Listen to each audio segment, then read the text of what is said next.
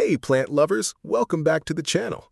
Today, we're solving the mystery of why peace lilies bloom, and what I found is going to change the way you think about this plant completely. Picture this.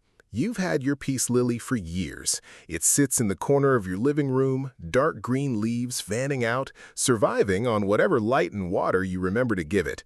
Then, one morning, out of nowhere, a white sail rises from the center of the plant, smooth and curving upward like a flag of surrender.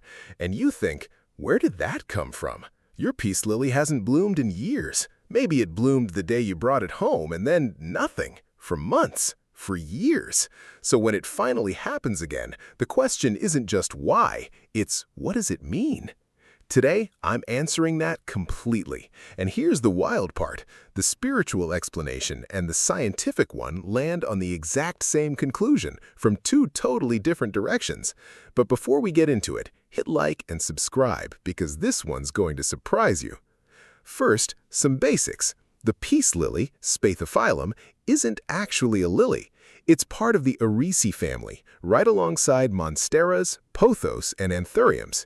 It's native to the tropical rainforests of Colombia, Venezuela, and Central America, growing on the shaded forest floor under a thick canopy. That's exactly why it became one of the most popular houseplants on the planet. It survives almost anything indoors. Low light, mist waterings, dry air, temperature swings, all of it with quiet resilience. But here's the catch. Despite all that toughness, blooming indoors is far less common than people expect. Some owners go 5 or 10 years without a second flower after the one it came with. Others get a fresh spathe within a year. Which raises the real question, why does it bloom when it blooms? Is it random or is something deeper going on? Both explanations, spiritual and scientific, point to the same answer.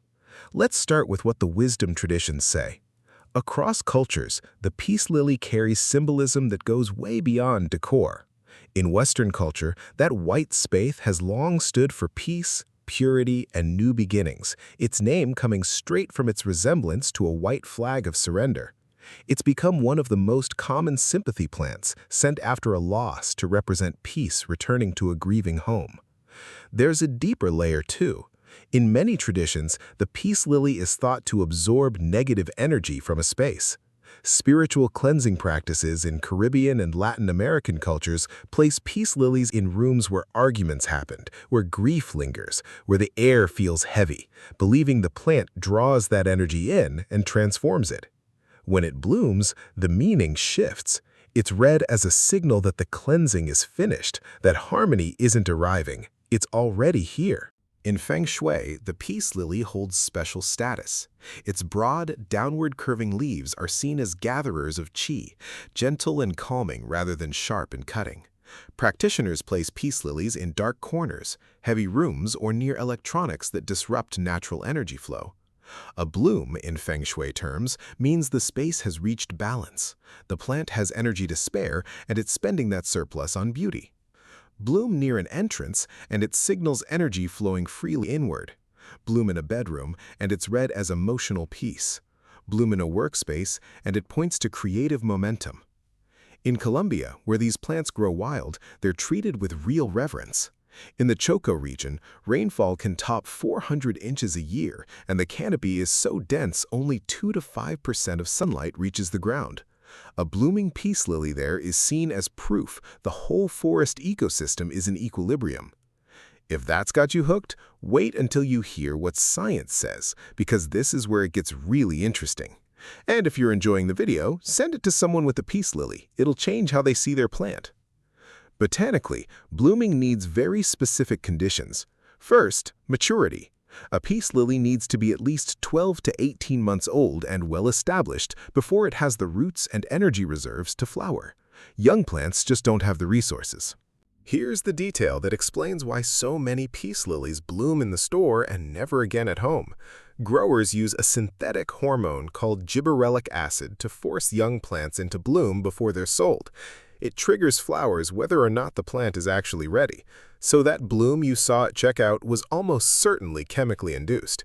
Once it wears off, the plant reverts to its natural rhythm and won't bloom again until real conditions support it. You didn't do anything wrong. It never bloomed naturally in the first place. The store flower was a sales trick. The first bloom that happens without any chemical help is the one that actually means something. It's proof your care and environment triggered a genuine response. Second factor, light. Peace lilies survive in low light for years, but surviving and blooming are different programs entirely. Survival takes minimal energy. Blooming takes a real surplus. A plant in a dark corner is spending everything it has just keeping its leaves alive. There's nothing left for flowers. Blooming needs 6 to 8 hours of bright, indirect light daily. Not direct sun, but the diffused light near an east-facing window or a few feet from a south-facing one behind a sheer curtain.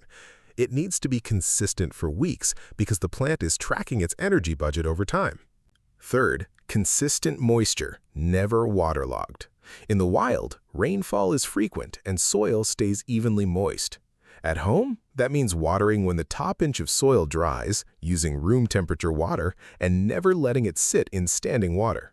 That dramatic droop peace lilies are famous for is a stress response, and a plant that wilts repeatedly is burning energy on crisis recovery instead of banking it for flowers. Fourth, humidity. Native forests sit at 70 to 80% humidity. Most homes hover around 30 to 50%. That gap forces extra water loss through the leaves, adding stress. Group plants together, use a pebble tray, or keep it in a naturally humid room like a bathroom or kitchen. Fifth, stable temperature. Ideally 65 to 80 degrees Fahrenheit with minimal swings. Cold drafts and hot vents both interrupt the steady energy buildup blooming requires. And sixth, the one that ties science straight back to the spiritual side, root confinement. Peace lilies bloom more readily when slightly root-bound, when roots have filled the pot and press against its walls. That pressure signals the plant to stop expanding and start reproducing instead. Pot it too roomy, and it may spend years growing roots with nothing left for flowers. Now here's the connection almost nobody talks about. Peace lilies were part of the NASA's Clean Air Study, shown to be remarkably effective at pulling volatile organic compounds like benzene, formaldehyde, and ammonia out of indoor air, compounds released by furniture, paint, and electronics. That detox work costs real metabolic energy. As your space's air quality improves, whether from the plant's own filtering, off-gassing finishing up, or better ventilation, that workload drops, and the energy that frees up gets redirected toward flowering. So science is saying the plant blooms when its environment is stable enough that it's no longer surviving, it's thriving. And spiritual tradition is saying the plant blooms when the energy in a space is balanced and harmony is settled in. Two languages, same conclusion. So if you want your peace lily to bloom, bright indirect light for 6+ hours a day, water when the top inch dries using room temperature water, boost humidity with a pebble tray or grouped plants, keep it away from drafts, don't rush to repot, let the roots fill in first, and feed lightly with a balanced fertilizer at half strength monthly through spring and summer, none in fall or winter. Be patient. If your plant was chemically forced to the nursery, it may take a full year of proper care before it blooms on its own. That first natural bloom is worth the wait because it means the plant chose to flower. It wasn't forced. It responded to real conditions. What I love most here is how science and spirituality reach the same finish line from opposite directions. One says light, moisture, humidity, temperature, air quality, and roots all have to align. The other says the home has to feel balanced and cared for. A home where all that lines up is a home where someone is paying attention. That's harmony, either way you say it. One more thing worth knowing. That white flower isn't one structure, it's two. The white sail is a modified leaf called a spathe. The real flowers are the tiny bumps on the spike at its center, the spadix. They can last for weeks before the spathe fades to green and blends back into the foliage. The bloom doesn't announce itself, it just appears one morning, holds for a while, and quietly folds back in. Has your peace lily ever bloomed naturally at home? Tell me in the comments. If this opened your eyes, hit like, subscribe, and I'll see you in the next one. Take care of your plants.